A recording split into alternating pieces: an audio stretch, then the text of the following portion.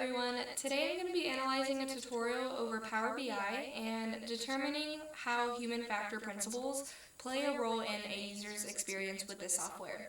So first, Power BI is a Microsoft software that is used to create, analyze, and manage different data reports. The tutorial itself is going to be targeted towards new hire or new employees at a firm, and they're completing this task with no prior experience to Power BI.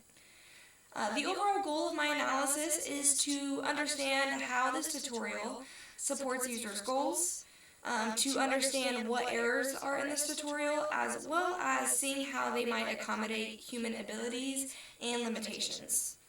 So, to evaluate this tutorial and its usability, I observe new hires at a firm while they're completing this training.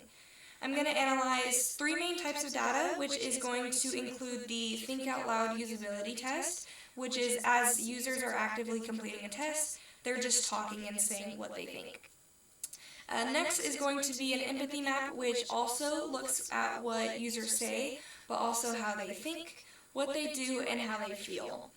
And then I'm also going to be rating this tutorial on the NASA Task Load Index. So before I get into the full results, I identified two main tasks that were relevant in this training, and that is first just navigating through the tutorial by reading information, scrolling to the bottom of the page, and then hitting next.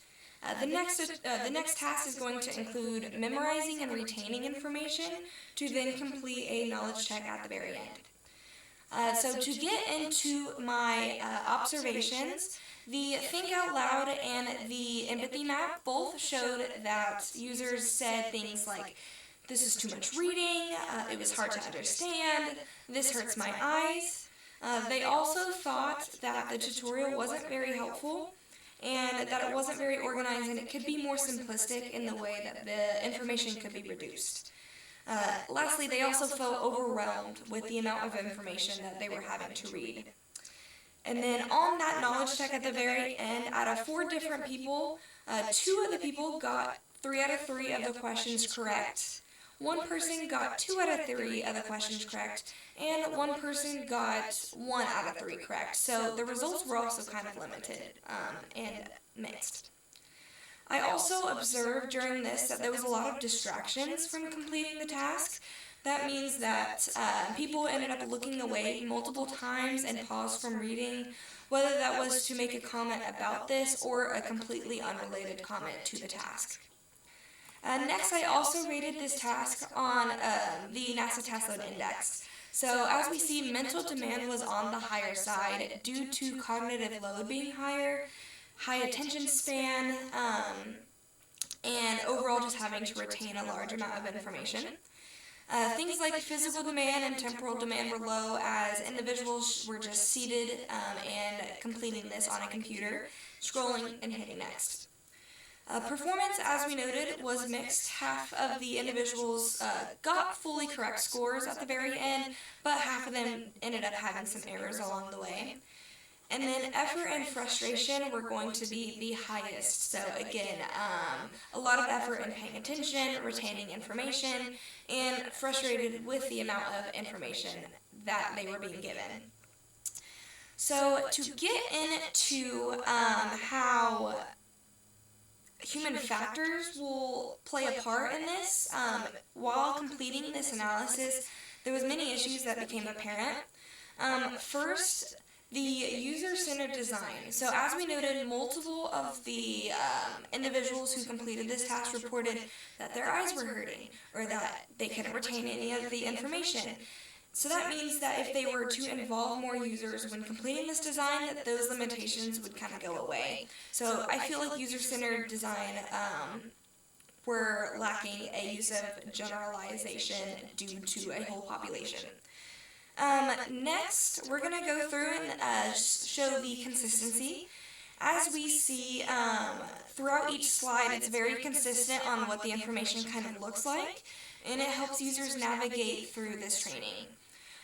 Another thing I want to point out is the affordances. So as we see here, the next button is going to be in blue, so it's going to be a different color, and that's supposed to kind of help individuals know what to click and navigate them and help complete this task.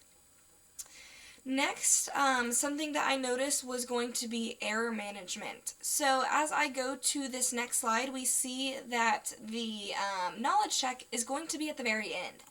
So that means that if there was any errors along the way of this training, users would not know. So there's no feedback system. And lastly, again, aesthetics and emotion were also low and cause low satisfaction. Again, due to the large amounts of reading, there was no interactive demonstrations. It was just reading and hitting next. And due to there being a very bright screen with a lot of words having to be read. So to overall give my recommendations for the training of this design as well as implementing different human factor principles, I would first focus on reducing cognitive load. And doing this, we could either reduce the amount of reading. We could do that by including video demonstrations on how to actually use Power BI or actual user interactive demonstrations. So not only can they retain information better, but it reduces the amount of cognitive load and the amount of reading due to little breaks of demonstrations. Next, I would recommend implementing a better feedback system. Instead of having the knowledge check done at the very end, I would include a knowledge check at each different module. This would ensure that no misinformation is happening and to overall increase the knowledge check results. So yeah, as we see, human factors plays a large role in this tutorial. Things like consistency and affordances were very prominent and makes the usability easy for users. However, things like cognitive load, needing a high attention span, making decisions at the end for the knowledge check, and overall retaining information was impaired, and so that is things that I would focus on for the future.